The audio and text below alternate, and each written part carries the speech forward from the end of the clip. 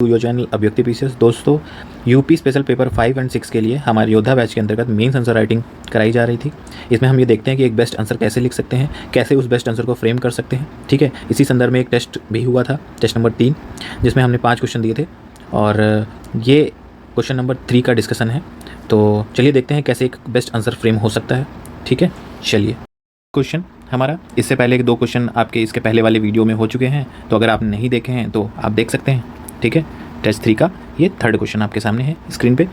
ठीक, दिया हुआ है कि सुशासन क्या है। क्वेश्चन है ये आपका, सुशासन क्या है, इसके समक्ष उत्पन्न चुनौतियों एवं समाधानों पर प्रकाश डालिए। ठीक, तो आपको यहाँ पर क्या क्या बताना है, सुशासन क्या है ये एक्सप्लेन करना है, इसके समक्ष उत्पन्न चुनौतियों के बारे में बताना है और फिर समाधानों को भी बताना है। ठीक है, तो ये जो है बेसिकली 3 पार्ट में एक हिसाब से आंसर आपको देना है। इन 3 पॉइंट के अंतर्गत या इन 3 हेडिंग के अंतर्गत ही आपको आंसर लिखना है, अन्य डायरेक्शन में नहीं जाना है या किसी एक ही डायरेक्शन में फिट होकर के आंसर नहीं लिख देना है, जैसा कि टेस्ट में कुछ लोगों ने। तो देखते हैं, सुशासन से तात्पर्य अच्छी शासन व्यवस्था से है। विश्व बैंक के अनुसार या विश्व बैंक के अकॉर्डिंग सुशासन विकास के लिए देश का आर्थिक एवं सामाजिक संसाधनों के प्रबंधन में शक्ति के प्रयोग करने के तरीके से है। तो जो भी राजनीतिक इकाई है या प्रशासन है, वो देश के जो आर्थिक एवं सामाजिक संसाधन हैं उसके प्रबंधन के लिए अपनी शक्तियों का प्रयोग कैसे करता है, वही सुशासन है, ये वर्ल्ड बैंक कहता है। ठीक है, तो आपने ये वर्ल्ड बैंक का कोड डाल दिया सुशासन के लिए। ठीक, तो एक वैलिड संस्था जो वर्ल्ड बैंक है उसकी बात आपने बताई, तो आपकी ऑथेंटिसिटी और बढ़ जाती है इस क्वेश्चन को लेकर के। ठीक, फिर आपको क्या करना है, फिर आपने ये बताया कि सुशासन, चूँकि क्वेश्चन था सुशासन क्या है, तो आपने तो परिभाषा बताई। अब ये 8 सिद्धांतों पर बेसिकली आधारित होता है, या कहीं भी अगर सुशासन की बात होगी तो ये 8 सिद्धांत ही होंगे जिसके बेसिस पे आप कह सकते हैं कि जो है इस देश में या इस राज्य में सुशासन है। ठीक, वो क्या है कि जवाबदेही होना, कोई भी गवर्नमेंट है अगर जवाबदेह है तो सुशासन वहाँ पे है। पारदर्शिता है, ठीक, सारी ट्रांसपेरेंसी है तो आपका सुशासन है उस राज्य में या देश में। उत्तरदायित्व की भावना हो, सहमति उन्मुख हो, है ना, उनको सहमति हो किसी भी चीज़ को लेकर के, किसी राय को लेके, कानून का शासन हो वहाँ पे, भागीदारी एवं सहभागिता हो, लोगों की भी जनभागीदारी भी हो, प्रभावशीलता एवं दक्षता हो, तो प्रभावशीलता भी हो और दक्ष भी हो हर काम के लिए, और भागीदारी हो, भागीदारी हालांकि यहाँ भी ऐड है, आप देख लीजिएगा, पार्टनरशिप भागीदारी हो किसकी, जन समुदाय की भी हो, और आपस में जो है इंटर कम्युनिकेशन हो प्रशासन और जनता के बीच में, तब तो ये आप मानेंगे कि किसी राज्य में सुशासन है। तो ये आपने जो है एक्सप्लेन कर दिया कि सुशासन क्या है यहाँ तक। ठीक, अब देख लेते हैं आगे। ठीक, तो आगे क्या देखेंगे हम, सेकंड पार्ट क्या था क्वेश्चन का, ये चुनौतियाँ। तो चुनौतियाँ हम देखेंगे इसके आगे। तो चुनौतियाँ हम डायरेक्ट भी लिख सकते हैं या एक स्टेटमेंट दे करके भी लिख सकते हैं, वो आपके ऊपर है, डिपेंड करेगा कि आपके पास वर्ड लिमिट कितनी है क्वेश्चन में। तो अगर ये 200 शब्द का है तो हमारे पास तो शब्द हैं ही। ठीक, तो हमने शुरू किया कि उपरोक्त सिद्धांतों के आधार पर, जो उपरोक्त 8 सिद्धांत हैं इनकी बात हो रही है, कोई भी सरकार सुशासन की ओर कदम बढ़ा सकती है। ठीक, किंतु इसके समक्ष कुछ चुनौतियाँ भी हैं। ठीक, तो उन चुनौती की हम बात करेंगे। अब इन चुनौतियों को हम जनरल फॉर्म में देखेंगे और खासकर उत्तर प्रदेश के संदर्भ में और देश के संदर्भ में हम ये बात करेंगे। ठीक है, क्या ऐसी चुनौतियाँ सुशासन के समक्ष मौजूद हैं जिनको दूर करने की ज़रूरत होगी। ठीक, तो सबसे पहली चुनौती है राजनीति का अपराधीकरण। ठीक है, राजनीति का अपराधीकरण। ठीक, इसके लिए आपने एक एग्जाम्पल के रूप में बताया कि ADR की जो एक रिपोर्ट है, ठीक, ADR एक NGO है जो पॉलिटिकल जो है एनालिसिस करता है और बातें रखता है अपनी रिपोर्ट रिसर्च के अकॉर्डिंग। ठीक, तो उसने बताया है कि 18वीं लोकसभा जो कि इस वक्त की लोकसभा है, इसमें करीब 46 सांसद ऐसे हैं, 46 से 48 आप देख लीजिएगा, 46 सांसदों पर आपराधिक मामले दर्ज हैं। ये यानी 46% जो सांसद हैं जो राजनीति में हैं वो आपराधिक गतिविधियों में शामिल हैं या मामले दर्ज हैं। तो अपराध, राजनीति का अपराधीकरण आप देख सकते हैं। इसके अलावा वहीं विधानसभा की बात करें तो 51% है ये प्रतिशत। तो अगर राजनीति में आपराधिक प्रवृत्ति के लोग होंगे तो आप उनसे सुशासन की उम्मीद कर सकते हैं? नहीं, तो एक चुनौती है ये। ठीक, दूसरी बात देखते हैं, न्याय में देरी। अब प्रदेश की अगर हम बात करें, उत्तर प्रदेश की, तो इसमें हाईकोर्ट में लंबित जो वर्ष है न्याय के लिए वो लगभग 11.2 वर्ष है। मतलब किसी व्यक्ति का अगर एक कोई केस होता है तो उसको लगभग न्याय मिलने में 11.2 वर्ष लग जाते हैं। इतनी ज़्यादा मात्रा में यहाँ केसेस हैं कि अगर एक एवरेज निकाला जाए केसेस के अकॉर्डिंग और जो रोज़ न्याय मिल रहा है उसमें, तो लगभग एक केस को सॉल्व होने में या न्याय मिलने में 11.2 वर्ष लग जाते हैं। तो सुशासन में तो आपको न्याय तुरंत मिलना चाहिए, तो आप देख लीजिए चुनौती तो है ही। फिर लैंगिक असमानता, ठीक, लैंगिक असमानता में ये देश की रिपोर्ट 127वां स्थान है, तो यूपी की क्या क्या होगा, या जो है पूरे देश के रिस्पेक्ट में आप देखें तो ये भी एक दिक्कत वाली बात है। ये 2023 का मेरे ख्याल से डेटा है, आप लेटेस्ट ऐड कर सकते हैं, ठीक, 129 है शायद 2024 के according.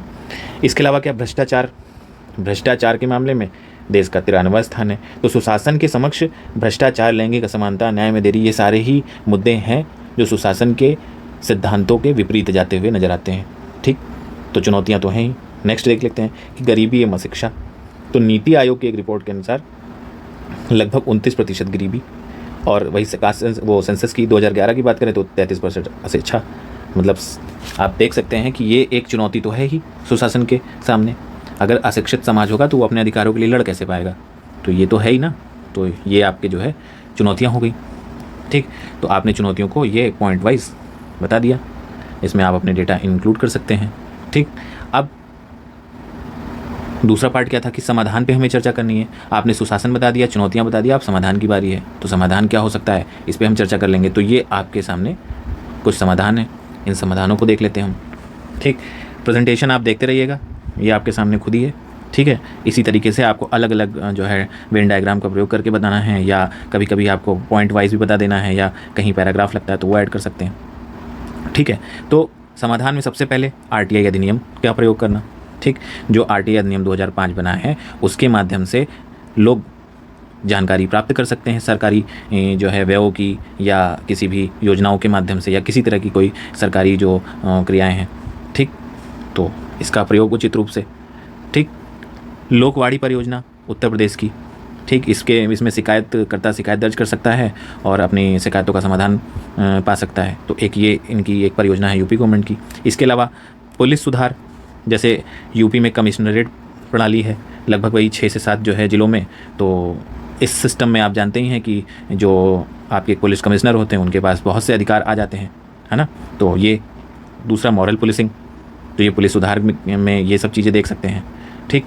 Anti corruption portal, anti भूमाफिया पोर्टल उत्तर प्रदेश, ये भी आपके समाधान के रूप में यूज़ कर सकते हैं। इसके अलावा सोशल ऑडिट, सामाजिक अंकेक्षण, जो गवर्नमेंट की स्कीम्स हैं वो कितना धरातल पे हैं कितना नहीं, सोशल ऑडिट के माध्यम से आप देख सकते हैं, ठीक। ये मतलब समाधान है, ये करने की ज़रूरत है, या जो है मशीनरी ऑलरेडी उनको और बेहतर तरीके से परफॉर्म करने की ज़रूरत है, ये यहाँ पे समाधान के रूप में बताया जा रहा है, ठीक है।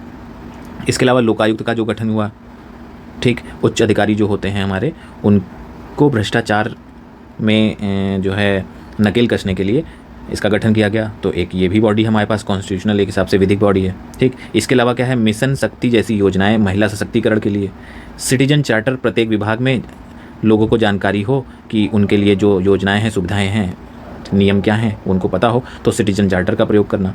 इसके अलावा E-गवर्नेंस जो एक महत्वपूर्ण है सुशासन के लिए, गुड गवर्नेंस के लिए, तो इसमें उत्तर प्रदेश की कुछ योजनाएं भी हैं, जैसे ई-परीक्षा, ई-पेंशन, ई-डिस्ट्रिक्ट परियोजना, इनका प्रयोग करना, ताकि रियल टाइम में जो है चीज़ें हो सकें पॉसिबल, जो भी आप सुविधा उठाना चाहते हैं। इसके अलावा न्याय के हिसाब से देखें तो फास्ट ट्रैक कोर्ट का गठन करना, है ना। तो ये संविधान के रूप में आपने 8 से 10 जितने मैक्सिमम आप पॉइंट बता सकते हैं, टाइम लिमिट और वर्ड लिमिट के अंतर्गत आप ये बता दीजिए, ठीक। तो ये समाधान हो जाएंगे, ठीक है। चुनौतियाँ आपने ये बताई ही हैं इसके पहले। तो आप क्वेश्चन की फ्रेमिंग के अकॉर्डिंग चल रहे हैं, आपको यहाँ पे ये बताने की कोशिश की गई है, ठीक है। आपके पास ना इतना समय रहेगा, ना इतना जो है शब्द सीमा रहेगी, ना टाइम ही रहेगा कि आप इसके आगे भी जा सकें, ठीक है। तो ये आपने यहाँ पे सेकंड पार्ट भी कंप्लीट किया। अब आपका बचता है निष्कर्ष। निष्कर्ष में आप देख लीजिए क्या लिखा हुआ है कि इस तरह उपरोक्त समाधानों को, जो कि ये समाधान ऊपर दे रखे हैं, ठीक है, को यदि ज़मीनी स्तर पर सूचितापूर्वक क्रियान्वयन किया जाए, ठीक है। अब देखिए यही बात यहाँ पर क्लियरिटी से बता दी कि ये प्रोग्राम ऑलरेडी चल रहे हैं, ठीक है। अगर इन्हें सूचितापूर्वक, जैसा कि ये सब बहुत चर्चा में रहा था, बताने की ज़रूरत नहीं है, लेकिन फिर भी सूचितापूर्वक अगर क्रियान्वयन कर लिया जाए, ठीक है, इन्हीं समाधानों को, तो हम सुशासन के लक्ष्यों को आसानी से पा सकते हैं, है ना। तो ये जो है आपका एकदम सरल सुस्पष्ट जो है निष्कर्ष हो गया। तो ये चीज़ आपको यहाँ पर ऐसे करनी है, ठीक है। ये आपका एक बेहतरीन आंसर जो है आपकी स्क्रीन पर है, आप इससे अच्छा भी लिख सकते हैं। ऐसा कोई पेटेंट नहीं है कि सबसे बेहतरीन आंसर हो सकता है, पर हाँ इतना तो कम से कम आपको करना ही पड़ेगा अगर आपको 700 प्लस अंक लाने हैं। 700 प्लस तो कुछ नहीं, आपको कम से कम 750 प्लस लाने होंगे अगर आपको सिलेक्शन चाहिए। ठीक है, तो ये आपको जो है यहाँ तीसरा क्वेश्चन कंप्लीट होता है। नेक्स्ट जो क्वेश्चन है वो नेक्स्ट वीडियो में आपको करवा दिए जाएंगे। ठीक है, और जिन्होंने पहले के वीडियो नहीं देखे हैं तो वो उसमें भी देख लें पहले के क्वेश्चंस को। ठीक है, तो चलिए फिर स्टॉप करते हैं यहीं पर।